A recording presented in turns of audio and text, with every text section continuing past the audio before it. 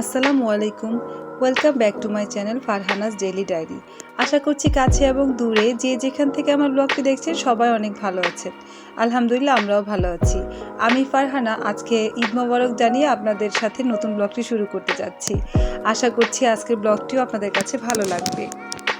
আজকের ব্লগটি আমি মূলত চাঁদরাত থেকে শুরু করছি। এখানে আমরা একটা রেস্টুরেন্টে ইফতার করতে গিয়েছিলাম। আসলে এটা আমার একদম ব্যতিক্রমী ছিল।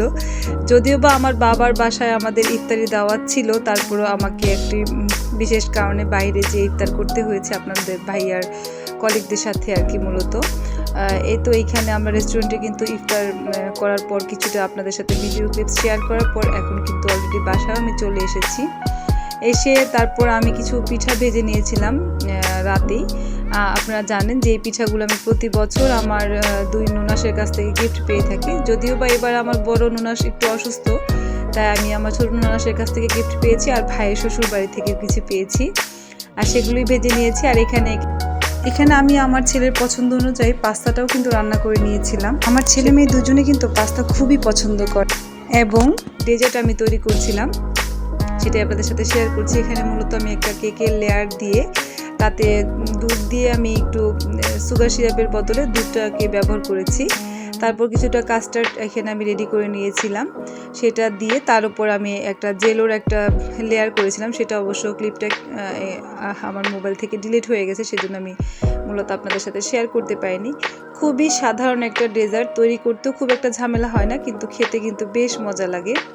আর এখানে কিছু চাঁদরাতের আরও ক্লিপস আপনাদের সাথে শেয়ার করছি। এগুলো মূলত আমার ভাইয়ের বাসায়, মানে আমার বাবার বাসায় আমার বাচ্চারা সবাই মিলে আনন্দ করছিল, সেটাই আপনাদের সাথে শেয়ার করলাম। আর এই তো এখানে ছোট ভাইয়ের বউ, আমার বাবা মা সহ, তারপর হচ্ছে ছোট ভাইয়ের বউয়ের যে ছোট ভাই, মানে আমাদের এক বেয়াই, সেও ছিল মূলত। আর সেই তো দেখতে পাচ্ছেন এখানে আতশবাজিটাও ওরা ফুটাচ্ছিল, যদিও এগুলো আসলে নিরাপদ না বাচ্চাদের নিয়ে, তারপরে কি করব, বাচ্চারা আনন্দ করবে তাই। আর এই তো এখানে আমার মেয়ে, আমার বোনের মেয়ে, আমার ছোট ভাইয়ের ওয়াইফ, ওরা মেহেদি পড়বে, তাই সে আয়োজন করে দিচ্ছিল, সেটাই আপনাদের সাথে একটু শেয়ার করলাম। এখানে আমাদের ইশরা মনিও অংশগ্রহণ করেছে, সেটাই আপনাদের সাথে একটু শেয়ার করলাম।